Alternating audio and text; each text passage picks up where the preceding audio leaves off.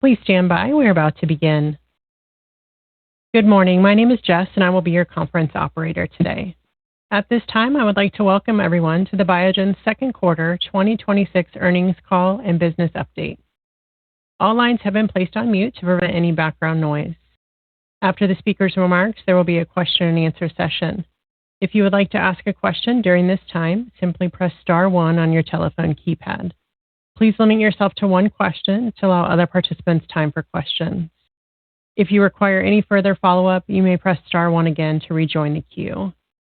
Today's conference is being recorded. Thank you. I would now like to turn the conference over to Mr. Tim Power, Head of Investor Relations. Mr. Power, you may begin your conference. Thanks, Jess, and good morning, everyone. Welcome to Biogen's second quarter 2026 earnings call. During this call, we'll make forward-looking statements which involve risks and uncertainties that may cause actual results to differ materially from our forward-looking statements. We provide a comprehensive list of risk factors in our SEC filings, which I encourage you to review. Our earnings release and other documents related to our results, as well as reconciliations between GAAP and non-GAAP results discussed on this call, can be found in the Investors section of Biogen.com. We've also posted slides to our website that will be used during the call.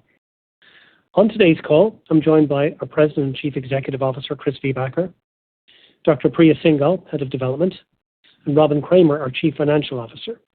Alicia Alaimo, President of North America, will also be available for the Q&A section of the call. We'll make some opening comments and we'll move to Q&A. And to allow us to get through as many questions as possible, we kindly ask that you limit yourself to just one question. And I'll now turn the call over to Chris.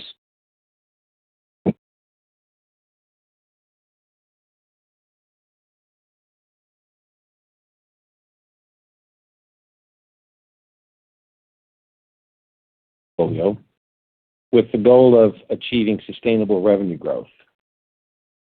So if I take the three elements that I think contribute to that, first is our growth product portfolio. Now, even before we include the products from Apellis, we've seen significant growth, and in fact, our growth portfolio now is greater than our legacy MS portfolio. And that's really been most recently enhanced by two important achievements. The first is Spinraza high dose, where we've seen across all markets. The first market to be approved was in Japan, then Europe, and now the US. And we're starting to see this roll out into more international markets. In all of those markets, this conversion has gone much faster than we expected. And that's an important development for us because this is an extremely competitive market where efficacy matters, and we've seen considerable efficacy benefits come from the high dose of Spinraza.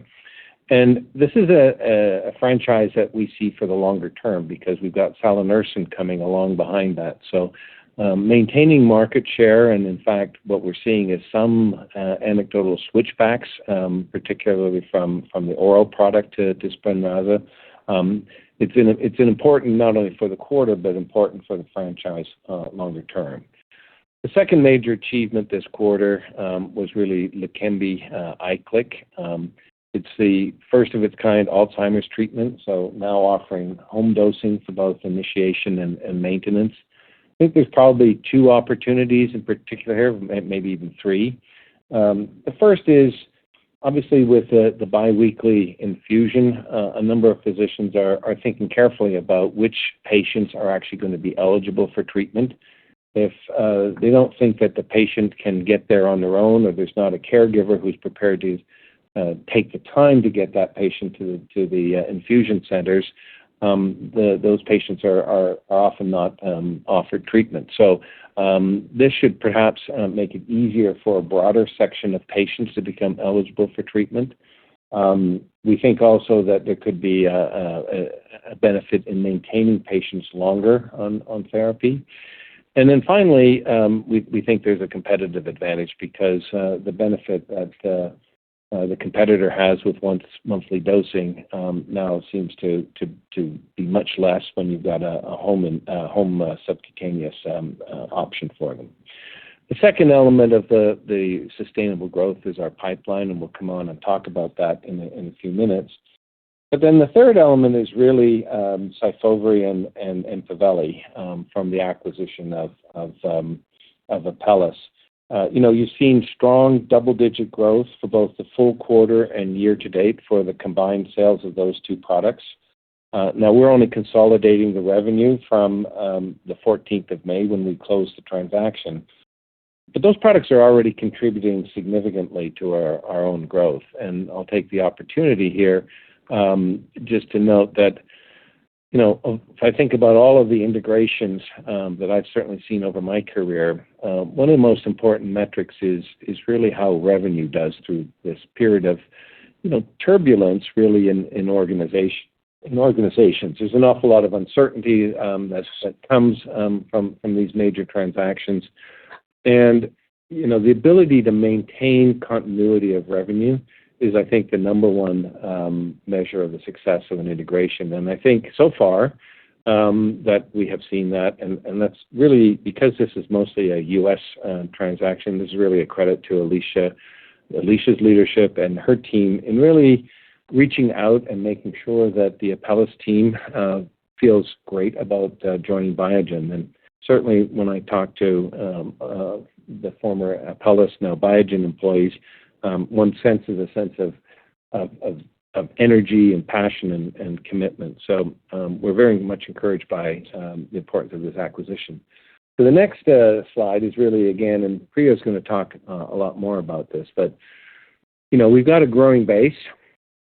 And now we've got 5 registrational phase 3 clinical trial results coming along. Obviously, 2 in SLE for lupus, 1 in CLE for lupus, 1 for AMR, and 1 which is really from our partner at Stoke in Dravet syndrome.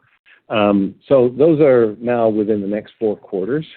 So these are imminent and could really make a difference to the long-term growth outlook of Biogen. As we talked about before, we're also rebuilding our early-stage pipeline. We went 3 years really without filing an IND. We made some really pretty dramatic moves to overhaul our research organization, how we do research. And the encouraging thing is that I think we are now in a much better place already in our early-stage pipeline. Some of that is coming early. We've had 3 INDs already this year. We've got more to come. We've done a number of key collaborations like Vanqua and Dara last year, the acquisition of Raycera this year, also substantially boosts our early-stage pipeline. This is really investing today for really what would be products launching in the mid-2030s. But, you've got to start today if you want to have that growth tomorrow. And then if I look at this slide, this is a slide we first showed at JP Morgan earlier this year. At that time, we said, look, there are a number of near-term current growth drivers, and you see them with Leqembi and Zurzuvae, Vumerity, Spinraza, Skyclarys, and Qalsody. And that is the group of products that now exceed our legacy MS portfolio and grew strongly in the quarter. Now, when you add Syfovre and Empaveli, these products already in themselves are enough to help Biogen get back to a growth story. And then when you look at what's coming, we just talked about these imminent data readouts. That's the second wave here, the registrational late-stage pipeline. These are all products with significant opportunity. Now, this is also a major shift for Biogen. 3.5 years ago when I came, we really only were visiting the neurologist. We had a few products that we could still promote in MS, and we had Spinraza. We are now looking at visiting rheumatologists, dermatologists, nephrologists outside the U.S., and epileptologists, and nephrology transplants. So there's been a significant growth in the breadth of our portfolio. That's exciting, but it also means that really now we are shifting to not just growing the substrate of growth, but now executing on that growth story. So there's a lot going on inside the company to make sure that all of those launches are a success. But, we're also keeping an eye on the longer term, and that's that third wave, the opportunities for longer term growth. Diranersen, and you've seen the data on that, very promising new modality in Alzheimer's, not necessarily part of the the equity story near term, but longer term, this could significantly contribute to Biogen's growth. This is where this renewed early stage pipeline that I just talked about is so important, and the research portfolio. From a BD M&A point of view, I think we have what we need to grow near term. I think we'll be less intentional about M&A and perhaps more opportunistic. But we'll be certainly intentional about the earlier stage development. I mean, ideally, we'd like to be bringing in assets between development candidate and IND stage.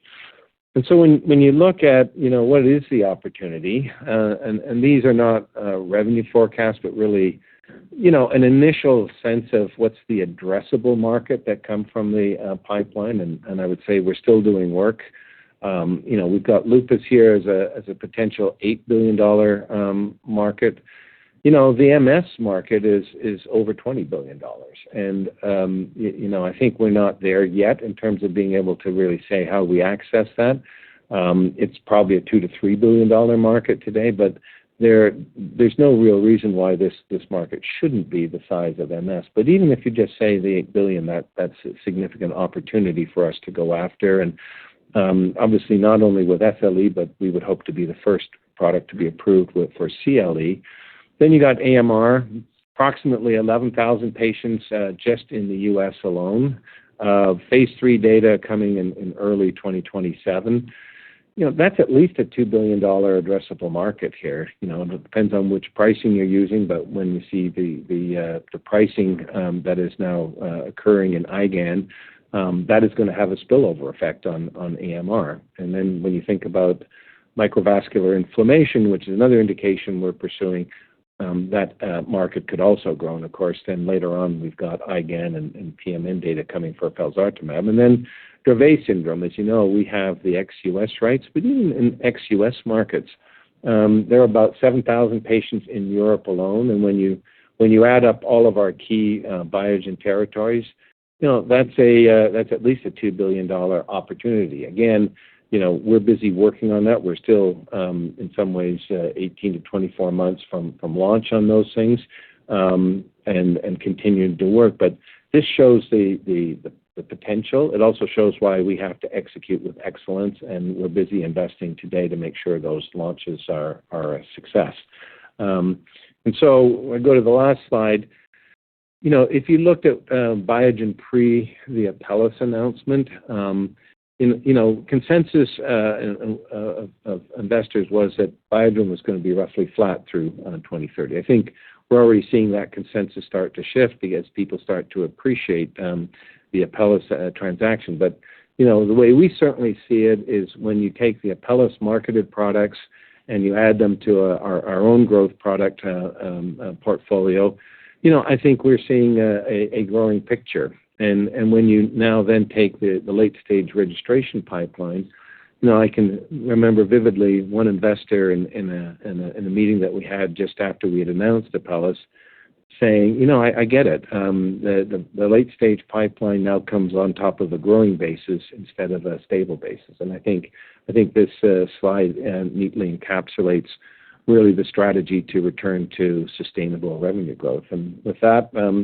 turn it to Priya, who can talk a little bit more about that late-stage registration pipeline. Thank you, Chris, and good morning, everyone. As we deliver the new Biogen, a large part of our transformation and near-term opportunity for growth comes from our late-stage pipeline, as Chris mentioned, and I am excited about this future. That is because today we have one of the strongest and most diversified late-stage pipelines in Biogen's history, with multiple near-term opportunities to create value in the upcoming years.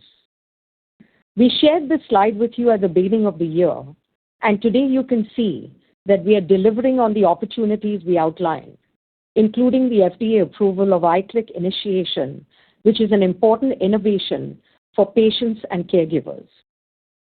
Beyond iClick, Biogen and Eisai presented new data at AAIC earlier this month. This included real-world evidence supporting the long-term benefits of continuous Leqembi treatment. We also shared new data for diranersen establishing proof of concept in Alzheimer's disease, and we are now focused on developing the next steps for the program. And more broadly, we continue to demonstrate medical leadership across our portfolio with important new data presentations for both felzartamab and zoravonersen. While these milestones reinforce the potential of our portfolio today, what makes this period particularly exciting is what lies ahead in the near term. We are now entering a multi-year registrational cycle, beginning with SLE data by the end of this year and followed by multiple catalysts extending through the remainder of the decade. And while we remain focused on advancing our high-conviction late-stage opportunities, in parallel, we continue to invest in the next wave of innovation. The progress we have made this quarter has meaningfully accelerated the transformation of our pre-proof of concept pipeline. At this point in the year, we are also now beyond our high-risk, high-reward readouts, as we mentioned at the outset. This includes our phase 2 BTK inhibitor, BIIB91, where we achieved proof of concept in relapsing remitting MS.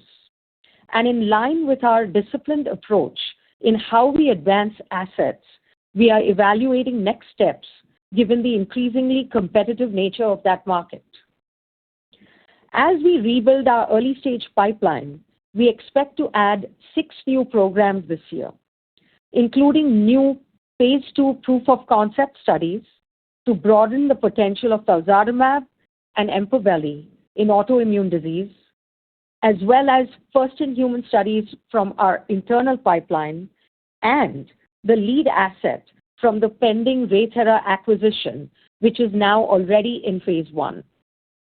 Overall, we believe these investments are building a durable innovation engine with the promise of delivering sustainable long-term growth and value creation.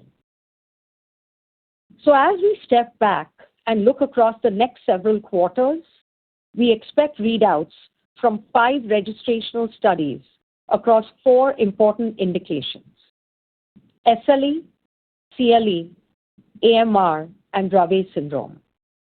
And reflecting the strong execution of our teams and enrollment momentum, we have also accelerated the expected phase 3 readouts for felzartamab in AMR and litifilimab in CLE, with data now expected in the first half of 2027.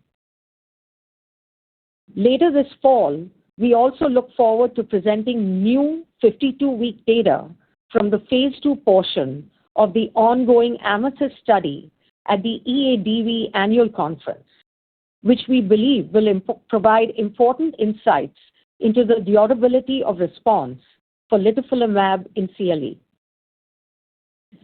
Taken together, these milestones are expected to generate important data over the next several months that has the potential to shape our next phase of growth. In summary, the strategic decisions and investments we have made over the past 3 to 4 years have positioned us to deliver near-term readouts while advancing long-term innovation. And we look forward to continuing to share our progress with you. With that, I would now like to turn the call over to Robin, who will provide a financial update for the quarter. Thank you. Thank you, Priya. Good morning, everyone. I'm pleased to be speaking with all of you today following a strong revenue performance in the second quarter. Total second quarter core pharmaceutical revenue was $1.8 billion, up 4% year over year and 12% quarter over quarter. This performance was driven by our growth portfolio, which generated over $1 billion of revenue in the quarter, up 24% year over year and 25% quarter over quarter. The Biogen standalone growth products, excluding our Apellis, Syfovre, and Empaveli revenue, was $933 million, up 9% year over year and 10% quarter over quarter.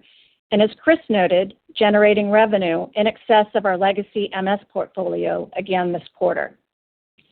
Our growth portfolio has been further strengthened with the addition of Syfovre and Empaveli from the Apellis transaction, which generated $128 million in combined revenue for the period post the May 14th acquisition date. This quarter's results demonstrate strong commercial execution and the significant progress we've made in our portfolio transition. Let me now take you through some key highlights from our core pharmaceutical product performance in the second quarter. First, for the growth portfolio. Spinraza revenue was $402 million, up 2% year-over-year and 7% quarter-over-quarter. This was driven by both demand and stocking for the high-dose regimen in the U.S., partially offset by shipment timing in certain ex-U.S. markets. High-dose Spinraza was approved in the U.S. in March, the EU in January, and Japan last year. During the period of patient transition to the high-dose regimen, we benefit from revenue associated with the one-time transition dose. Spinraza high-dose maintenance is priced at parity with Spinraza. We are pleased that the pace of conversion to high dose has been going well, and enthusiasm from the patient and prescriber communities for a higher efficacy option has been strong. We also believe this is encouraging for the opportunity for our registrational pipeline asset, salanersen, which has recently received breakthrough therapy designation. Vumerity revenue of $197 million was down 7% year-over-year, partly driven by inventory dynamics, and up 10% quarter-over-quarter. Revenue for the first half of 2026 was up 7% versus the comparable period in the prior year. Leqembi in-market revenue was $184 million, up 15% year-over-year and 9% quarter-over-quarter. We saw a continuation of market growth in key markets, including the U.S., Japan, and China. And as Priya mentioned, we're pleased to have received FDA approval for iClick initiation earlier this month.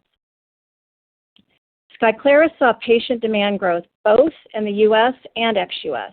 in the second quarter, with revenue of $168 million, representing 29% growth year-over-year and 11% quarter-over-quarter.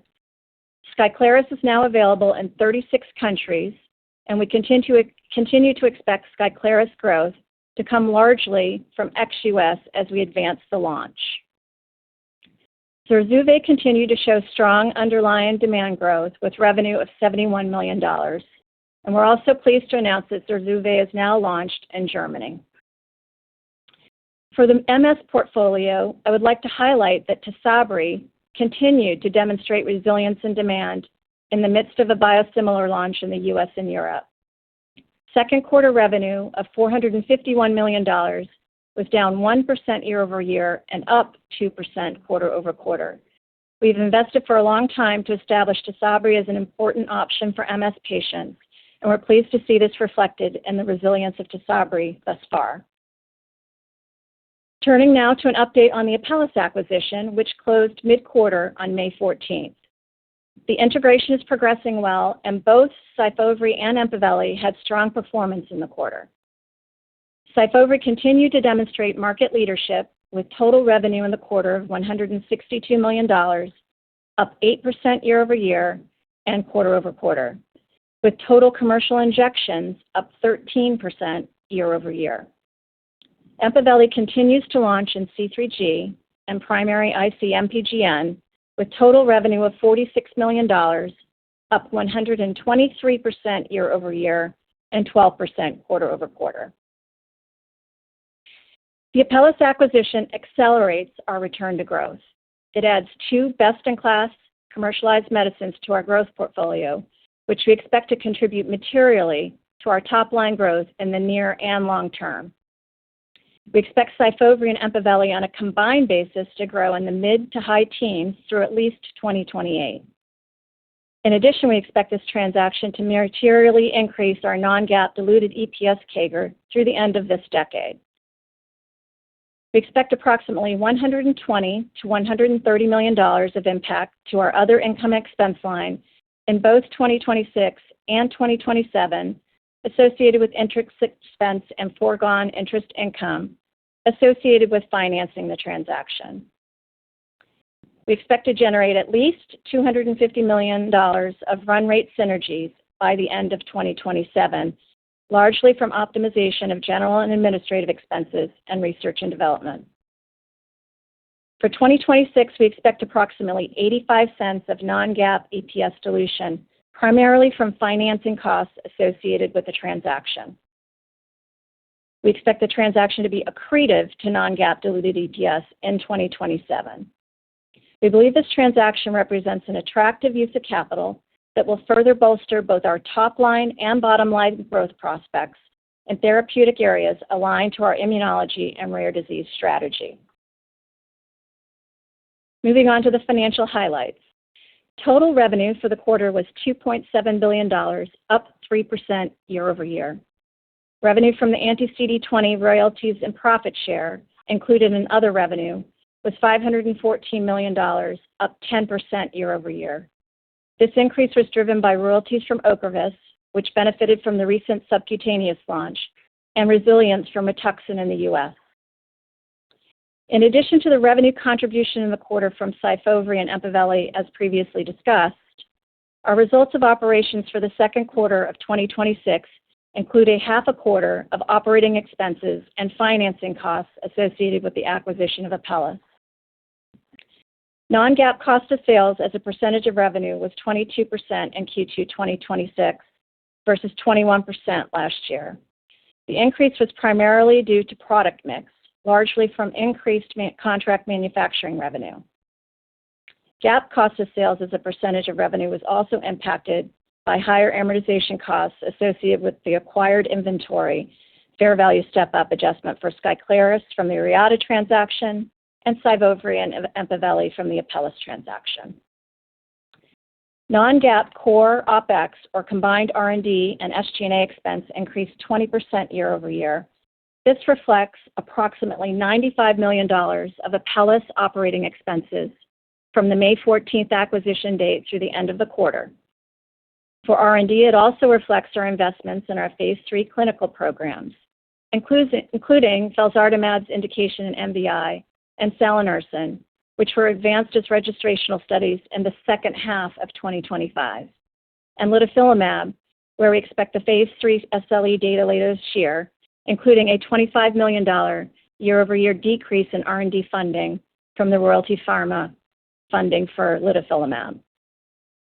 For sales and marketing, it reflects support of our U.S. and international product launches and investments in pre-launch activities for our late-stage high-conviction pipeline. As we previously announced, we recorded $164 million of acquired IPR&D and milestone charges associated with our investments in the development pipeline in the second quarter of 2026, including a $100 million upfront to TJ Bio associated with the acquisition of the felzartamab rights in China, giving us worldwide rights to felzartamab, a milestone payment of $45 million to Ionis in connection with the initiation of the phase 3 trial for salanersen and SMA, and an upfront payment of $15 million to Ionis to opt in to BIIB 147 in broad ALS. Now turning to cash flow and the balance sheet. We continue to generate strong cash flow with $408 million of free cash flow generated in the second quarter. We exited the quarter with $1.3 billion of cash and $6.8 billion of net debt. We closed the Apellis transaction in the second quarter, which was funded with $3.6 billion of cash from the balance sheet and $2 billion of term loans. During Q2, we repaid $200 million of the term loans and continue to expect to repay the remainder of the term loans by the end of 2027. Turning now to guidance. Based on the expected revenue performance of our base business, including our growth products and Tysabri, our guidance update reflects a 60-cent increase in the underlying business guidance as compared to our previous guidance.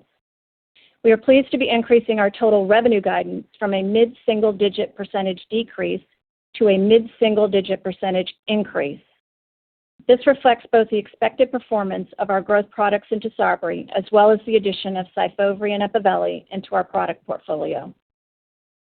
Our guidance also reflects updates to core operating expenses, other income and expense, and our full-year tax rate, primarily to incorporate the impact of the acquisition of Apellis. We expect our core operating expenses in the second half of 2026 to be between $2.65 billion and $2.7 billion. Our guidance also reflects updates associated with our strategic investments in the early and late-stage pipeline, as well as those associated with our near and midterm growth. It incorporates transactions that have been executed and our current expectations of those that will occur for the remainder of the year. It incorporates approximately a $3 non-GAAP diluted EPS impact of charges associated with IPR&D and milestones, including the Q2 TJ Bio transaction, the Ionis milestone associated with achieving the first patient dosed in STELLAR-1, our pivotal phase 3 salanersen study in SMA, and the pending Raythera transaction associated with the addition of a phase 1 immunology asset into the early-stage pipeline, which is expected to close in Q3, and the expected full-year 2026 85-cent dilution associated with the Apellis transaction, again, largely driven by the impact of financing costs. Our updated 2026 full-year non-GAAP diluted EPS range is now between $12 and $13. Please be sure to review this slide as well as slide 25 in the appendix of this presentation and our press release for other important full-year 2026 guidance assumptions. In closing, strong commercial execution in the Biogen base business and the addition of SYFOVRE and EMPAVELI resulted in strong top-line performance in Q2, and the completion of the Apellis acquisition accelerates our near and midterm top-line and bottom-line growth potential. With that, I would like to pass the call back to Tim to open us up for questions. Thanks, Robin. Jess, could we go to our first question, please? Certainly. If you would like to ask a question, please press star 1 on your telephone keypad. As a reminder, please limit yourself to one question. If you require any further follow-up, you may press star 1 again to rejoin the queue. Your first question comes from the line of Chris Schott with J.P. Morgan.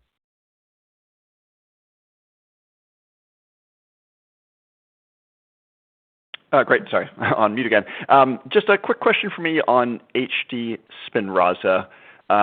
Just kind of elaborate a little bit more on how the ramp is coming here compared to internal expectations, and just any metrics you can share on the conversion you're seeing in some of the markets where the product's has been launched for longer. Maybe also as part of that answer, can you just talk about how meaningful is the impact from patients switching back to HD to overall volumes for the product as well? I'm just trying to get just a general sense of just how this is progressing and impacting the franchise. Thank you. Hi, Chris. This is Alicia. I'll take that question. So if you really think about Spinraza, it's almost a decade after introducing the first SMA treatment. What I think you're seeing is Spinraza still setting the bar on efficacy in the space. And also, if you think about how did Spinraza HD even come about, this was from several years ago. We had many patients come forward to Biogen saying, we just wish we had more. We wish we had more. We feel like we could take an even higher dose. And then, obviously, Biogen went in and developed this new formulation, and here we have high dose today. So now that we've launched, we are seeing basically the demand and the urgency really being driven by this patient community. In fact, if you think about metrics, Spinraza high dose is exceeding the original launch of Spinraza in both start forms and grads in the first 13 weeks of launch, and we are growing every single week. So when you look at the Q2 revenue, sites are ordering high dose to prepare for each patient's next dose. And when you think about the dosing of the product, you do have to wait a quarter or two, depending on when you had your last dose of Spinraza. The feedback from patients so far that have received the product has been quite positive, also from the physicians, quite positive. So the teams are really supporting the payer approvals and the account P&T reviews and patient transitions. Now, in this initial bolus of launch demand, you are seeing that the majority of the patients are transitioning from Spin 12 mg to high dose. However, we also have several patients who are either new to Spinraza, and particularly babies. We hadn't dosed a baby in years, and so we are seeing babies now getting dosed. And also we have had several switchbacks from Evrysdi. So we think for this year, what you're going to see is the bolus of the transitions along into the beginning of next year. But our big focus for 2027 is going to be on new starts and on switchbacks. One of the advantages that you have that we didn't realize was going to be such a positive in the market is with the Spin 12 mg, there are 4 loading doses. With high dose, there's only 2. And we do have patients who are more willing to do the 2 as the loading dose than the 4. And that is where you're seeing also some of the switchbacks and new patient starts. Yeah, and just the U.S. is actually one of the last countries to launch, actually unusually. So Japan, where we launched earlier as in Europe, that's where actually we're seeing, particularly in Germany, seeing a reversal of the trend of switching to oral therapy and some trending back. Now, it's, I think it's still early days, and as Alicia said, it's largely first people moving from the lower dose to the high dose. But again, as Alicia said, in all markets, and I go talk to physicians around the world when I'm visiting our affiliates, at the end of the day, it's really in these devastating diseases efficacy that really matters, and there is an enhanced opportunity here for that. Okay, thanks, Chris. Let's go to the next question, please. We'll go next to Umar Rafiq with Evercore. Hi, guys. Thanks for taking my question. I guess I want to touch up on expectations ahead of your lupus readouts this fall. And specifically, we've seen Benlysta track at sort of mid-teens separation on SRI. We've seen Safnello from AstraZeneca track at something in the 20s.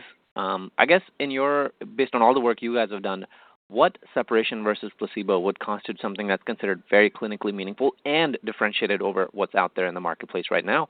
And Priya, could you also just remind us what dose of your BTK inhibitor is going forward? I'm just trying to think about the liver implications, but I would love to know what the dose is. Thank you. Thanks. This is Priya. I'll take that. So I think just stepping back, we're really excited about our TOPAZ trials. This is TOPAZ 1 and 2. We will have results from both of these in Q4 this year. These are our SLE trials. So maybe just stepping back, I'll just comment on the fact that, we've taken all the learnings from the prior trials to really ensure that we set these trials up appropriately. And by that, I mean we've focused on the high placebo responses that you've seen in past trials. Our trials have had rules to limit standard of care utilization. By that, I mean NSAIDs, corticosteroid tapers, handling data for responders and non-responders. But we've also stepped up to really think about the fact that this is a heterogeneous disease. So how do we control for patient and participant heterogeneity? And we have tried to model our inclusion-exclusion criteria to be really quite track very closely to phase 2 LILAC proof of concept.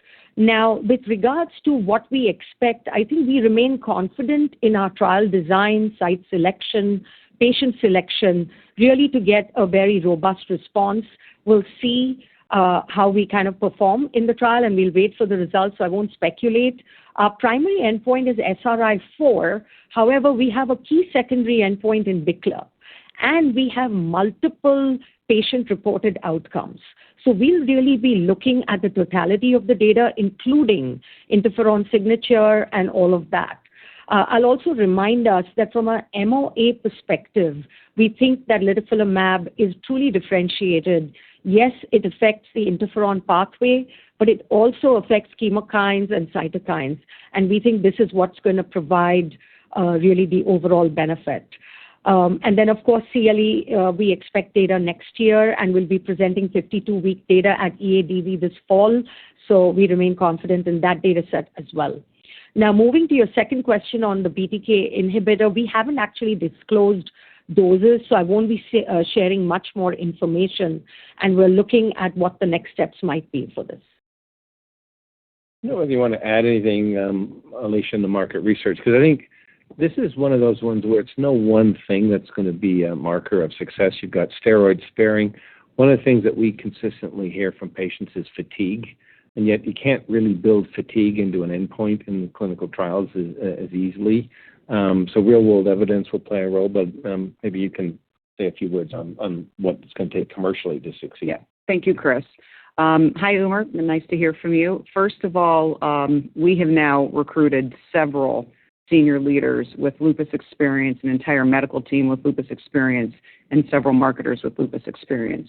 And I have to say we've probably gotten more insights from them than the actual market research that you can get that, through third parties.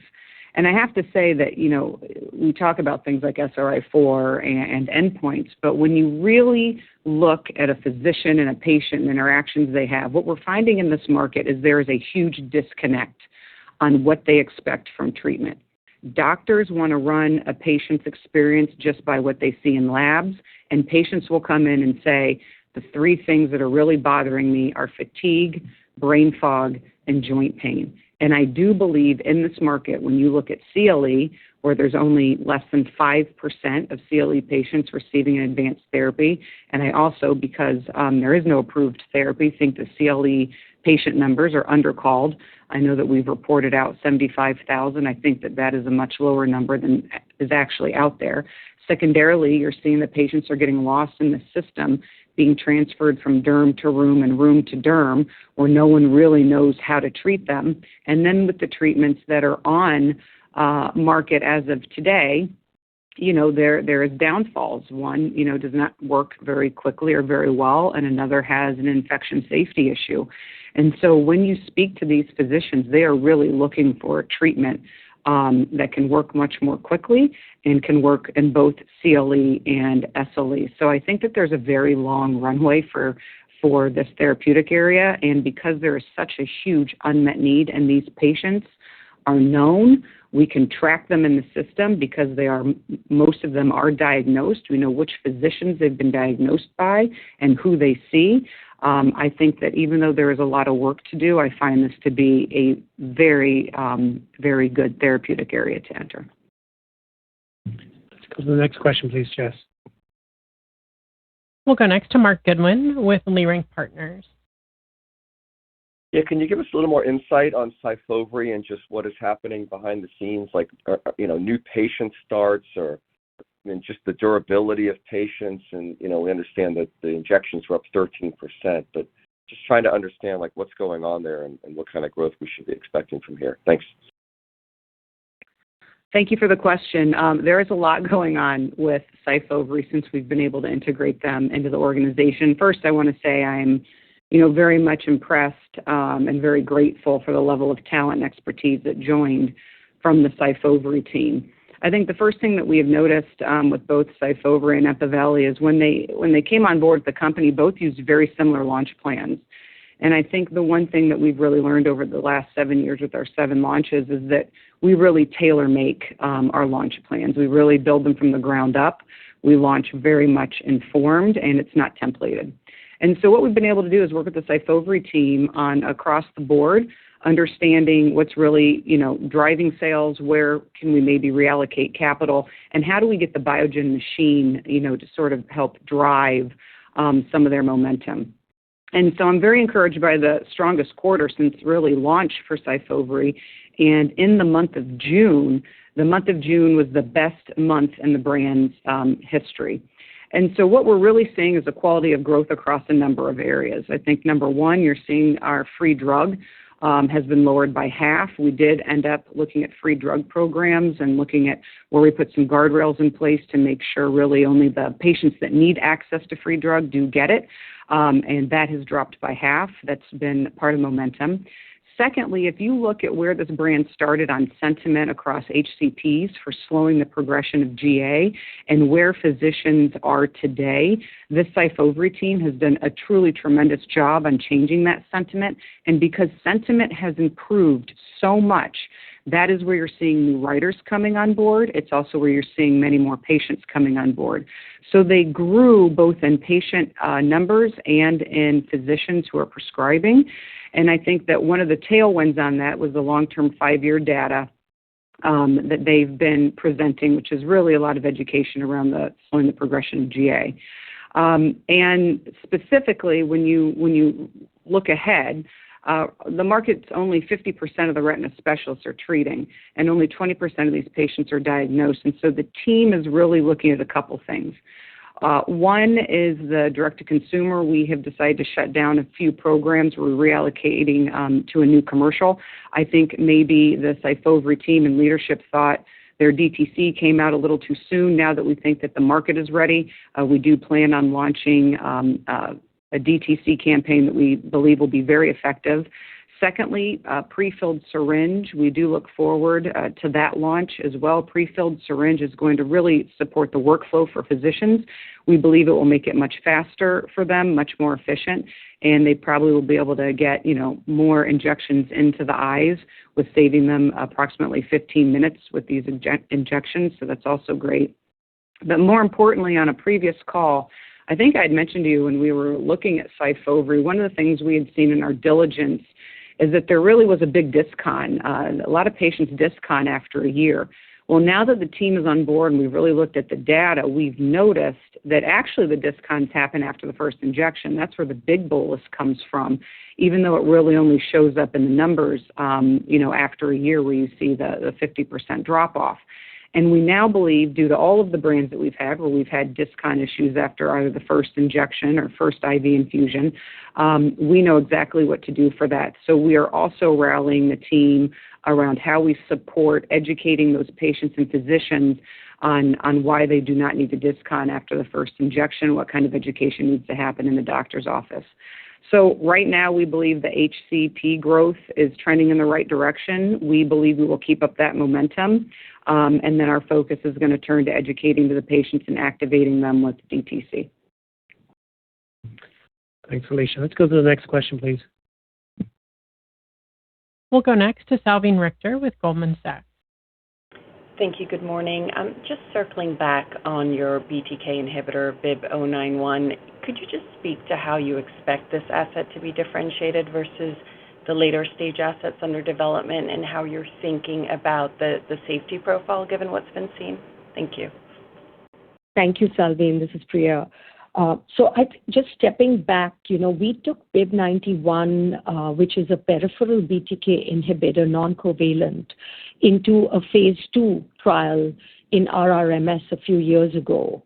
And now we've concluded the trial, and what we see is that it could have compelling efficacy in RRMS. But actually, as I mentioned in my remarks, we are looking at what is the appropriate next step. Because we see RRMS as a very crowded, competitive market, but we're also looking at the external inflections that we've seen in the BTK landscape. So we will communicate more about how we see this asset progressing further. And we haven't actually made a decision to specifically advance it into an indication. So we're not there yet. We're still evaluating the data. Overall, we see that it could perform really well in RRMS, but I think it's another very important example of how we prioritize assets in our portfolio, where we look at the scientific data, but we marry it up with the value and the opportunity in terms of totality and really capital allocation. So this is an example of where we're taking a pause, we're looking at the data, and we will assess how and when and if we would advance it beyond where it is today. I hope that helps. Thanks, Priya. Let's go to the next question, please, Jess. We will go next to Michael Yee with UBS. Thanks. Our question actually is going back to litifilimab in CLE. Do you believe that CLE is a higher probability given perhaps less heterogeneity of the patient population? You've already sort of talked about some of the risks in SLE and heterogeneity and placebo rates. So could you just comment about your view of CLE versus SLE and perhaps some of the data you might be getting at EADV that could help drive more confidence in that, because I think there's some additional data presentation coming up. Thanks. Thank you. I think stepping back, I actually don't see a difference in terms of probability of success between SLE and CLE. I remain confident in really the data that we saw from our LILAC phase 2 trial, which we believe was a compelling proof of concept trial. And it was important because we tested the SLE population. However, it was enriched for where we believe litifilimab will have the strongest actions based on its mechanism of action. So we have focused our SLE trial to be quite specific to patients who have skin and joint involvement. And that is why I think I remain confident in how we've set this trial up and probability of success. Similarly, with CLE, I also remain confident because of the focus on the skin and the data that we've generated so far. It just happens to be the situation that for SLE, given the broad indication and it's a very unfortunately prevalent disease, we have 2 phase 3 trials. And then with CLE, we have a phase 2, phase 3 trial. And that was a seamless trial, the Amethyst trial. So you may remember that we actually have the opportunity to share phase 2 data. It is not because we are more or less confident that we're sharing it. We have the opportunity to look at the phase 2 data by itself without disrupting the phase 3 portion. And we're just simply taking that data forward and bringing it to EADV. We've already shared the phase 2 randomized control part of Amethyst earlier this year. So now we're sharing the 52-week data, which hopefully will say more about durability of response. But no, I think we remain confident in all 3 trials. And then as was mentioned, we think this is really highly undertreated. Very few biologics have made it, and they haven't really penetrated the market, and we think that is actually related to their treatment response. And we think, with the right mechanism of action, we really have we could meet a very high unmet need in this area. Go to the next question, please. We'll go next to David Amsellem with Piper Sandler. Hey, thanks. So on Empaveli, noticed you are initiating a phase 2 in FSGS.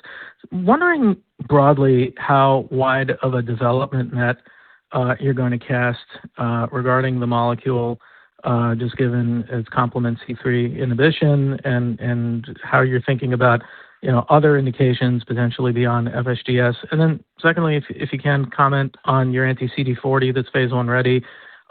Maybe comment on how it's different mechanistically than the CD40 ligand antagonist dazodalibep that Amgen is running a phase 3 program in Sjogren's. Thank you. Thank you. Maybe I'll start with Empaveli there. So I think we remain excited about the fact that we've brought in Empaveli and, of course, its nephrology indications as well as the paroxysmal nocturnal hemoglobinuria remain very important commercial indications. But as we brought this in, our legacy Apellis team was already working up a lot of indications, and we looked at these, and there were 2 important nephrology trials that they were considering. One was delayed graft function, which we have paused, and we would not be continuing that. But the FSGS, we believe, remains a really important indication. And the reason for this is that we believe it's a high unmet need. It does have clarity on primary endpoint and a regulatory pathway, as well as the ability of Empaveli to really address the C3, C3b cleavage pathway and thereby impact the autoantibodies. And we have real-world data, but also murine models where we've seen elevated levels of C3. So we believe this really is a science-forward approach, and we are being very prudent. We're taking this forward as a phase 2 proof of concept, and we could have data really in short order once we initiate the trial. We also already have I think our Empaveli legacy team has already sought FDA feedback. So this really comes with a really nice package, which we believe is worth prosecuting. So that's where we are. We will be looking across really where does complement, specifically C3, have a large role in disease. But the other part, as I mentioned in the other example just short while ago, is really the value proposition. So we are always looking at the addressable market.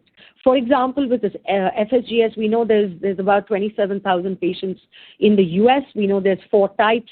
We will be running a very clear and a decision-enabling, trial to really give us next steps. Now, with regard, shifting to your second question about the anti-CD40, we remain excited about the pathway. We think it's differentiated, and, it could be something that we bring forward also in autoimmune disease. We haven't shared that yet, but we will be communicating more when the time is right. Thanks, Priya. Jess, could we go to the next question, please? We'll go next to Alex Hammond with Wolfe Research. Hey guys, thanks for taking the question. So it's been a few weeks since you posted or presented the full Celia data at AAIC. I guess given it's been some time for you to digest the reaction from the medical and regulatory community, what feedback have you been getting? Has there been any feedback that's kind of shifted your thinking at all in the phase 3 trial design, particularly the potential for early combination with A-beta antibodies? Thank you. Yeah, I'll take that one. And, as I said in my remarks, diranersen is really part of the longer-term story of Biogen. The phase 2 was really an exploratory study. And the main, objective was really to see if you reduce tau, could you move cognition? Because up until now, tau has been a theory.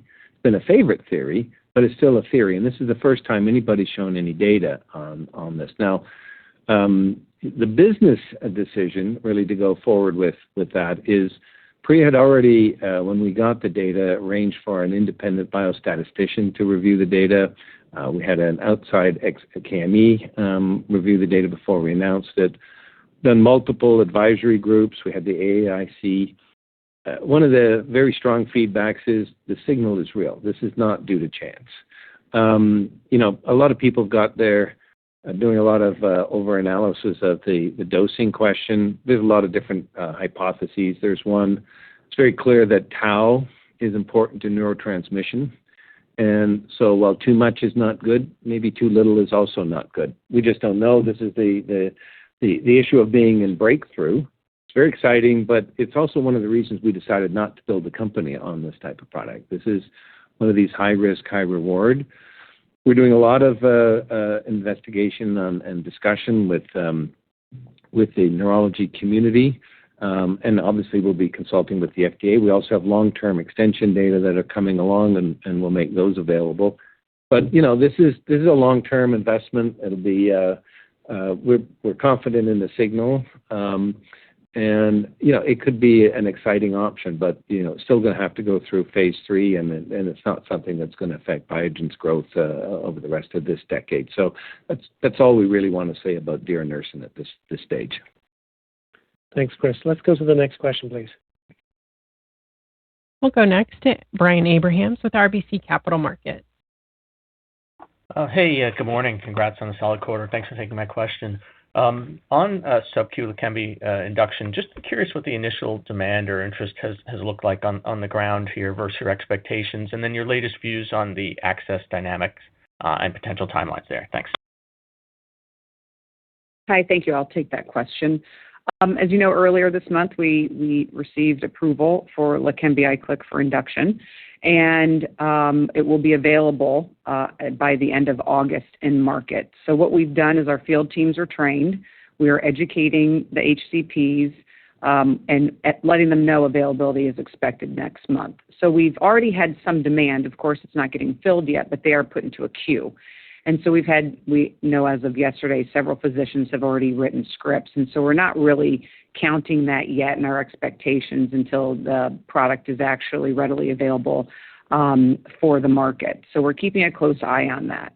Now, as you also know, ASI is trying to make access very easy for this and as simple as possible. And they are the ones working with the payers on Part D access. And so we will find out again in several months what kind of access we'll receive at the beginning of next year. However, even if some of the Part D plans don't contract for Leqembi, the other route, which they've been going through with IQLIK maintenance, has been medical exceptions. Now, when we pull the data to look at the medical exception rate for the product, it is quite high. Higher than most other therapeutic areas. And so even when a physician does put that through, the grant approval rate is high, meaning that they are getting the product for the patient. And so it remains to be seen what happens as of 1/1 next year for the coverage, which, by the way, even if you get a Part D plan coverage, a prior auth must be filled out. So a doctor's either filling out a prior auth or filling out a medical exception form for the product. So we also believe that based on the market research that we have done recently, iClick will evolve this market and will be another contributor to growth once it gets off the ground. Now, keep in mind, a lot of the protocols for Leqembi are written for IV, and so a lot of the IDNs and hospitals and systems are starting to rewrite those to incorporate iClick, obviously, also into their workflow. And we also see that, and Chris had mentioned earlier, when you look at drop-off rates, which, there's drop-offs at many points in a patient journey, but one particularly is when they finally get to a physician who believes in AATs and goes to prescribe the product, one of the largest drop-offs are patients not wanting to take IV in general. That is agnostic of Leqembi or of Kisunla. We also believe in our market research, it shows that those patients would opt on to doing sub-Q. And so there is a big portion of patients that drop off exactly for that reason. And so we believe that will also help accelerate the market. Go to our next question, please, Jess. We'll go next to Paul Matteis with Stifel. Great. Good morning. Thanks for taking my question. How are you guys thinking about the brain shuttle space right now? And as you think about yourselves investing so much in building this Alzheimer's market, do you feel like Biogen needs to have a brain shuttle to capture what the peak sales potential of A-beta is going to look like? And if so, what's the best way to get there? Thank you. Thanks. It's a very important area for us and has been for a while, precedes any data readouts that we've had recently. So that's what I can tell you. We are working internally. We're also looking externally, and we've been doing the work on shuttle delivery really deeply here. So we remain very interested in getting to tissue delivery modalities, and I think we would think about that across several targets. That's what I can share, but it's a high priority for us. Yeah, I mean, longer term, Alzheimer's is certainly going to be a core part of the portfolio of Biogen, particularly now that there's a very good chance that diranersen ultimately makes it to market. Clearly, we have to go through the phase 3 program. But again, I think what really is important for this market, and you talk to physicians who actually treat patients, it's really moving cognition. So that's what has caused us to go forward with diranersen. Now, then it probably makes sense to have a portfolio of products. And we're already even talking internally, and we haven't made any decisions yet. But are you going to combine an A-beta with an anti-tau, for example? There's a question of, well, maybe you don't even need to take, after you do, say, 3-4 injections of anti-tau, maybe you need just an anti-beta, anti-A-beta to actually keep the tau from coming back. But all of those things are kind of what we're wargaming. This would be something that certainly would affect the business in the next decade. But I think if we're going to be in Alzheimer's, we are certainly looking to have a portfolio, and clearly brain shuttles would be the next generation of products to pursue. And as Priya said, we've been working on that for several years now.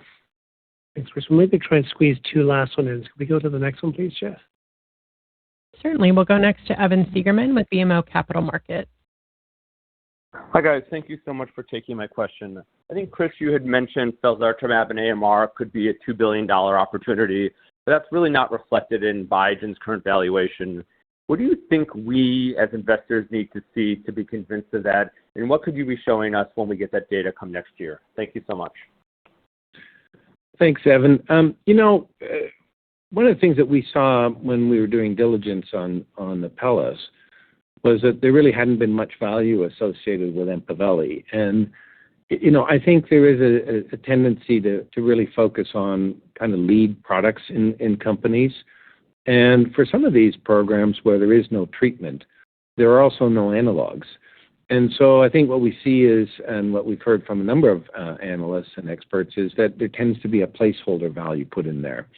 And people then want to wait and see the data. But, 11,000 patients, and if you took even the Otsuka price for IgAN of $350,000, you're getting somewhere between a $3 and $4 billion market. And when you consider that the phase 2 data showed an 80% resolution of AMR in an open label in a small study, and obviously something we have to repeat in a phase 3, but there is no product approved for AMR today. So, the option for patients is either treatment with felzartamab or perhaps a second kidney transplant. I mean, I was in Brazil recently and visited the hospital where they do more kidney transplants than anywhere else in the world. They estimate that somewhere between 10 and 20% of people on the kidney transplant list are people who have already had a kidney transplant. So there is a huge unmet need.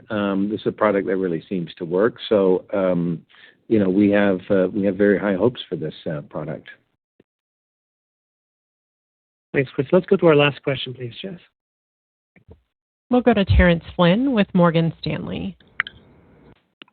Hi, thanks for taking the question. Maybe just a follow-up on that last point. This is probably for Chris or Priya. Just in terms of the Transcend trial, can you remind us of the powering on the primary endpoint and what's required from the FDA to support approval in the late AMR indication? And then how should we think about lateral implications from Transcend for microvascular inflammation? Thanks. Yeah. I can start. I mean, we haven't commented publicly on the powering. We believe we have a very robust trial design and power to really give us confidence in the outcome. So I think we remain confident in our trial design. As you know, the Transcend trial is a 6-month placebo-controlled. This is biopsy driven as an endpoint, which is really important. And then, patients move on to maintenance for the next 6 months. And I think durability, but the 6-month time point are both important. We have been able to, I think that's another really good sign, but we've been able to accelerate the trial. So now we expect data in the first half of 2027.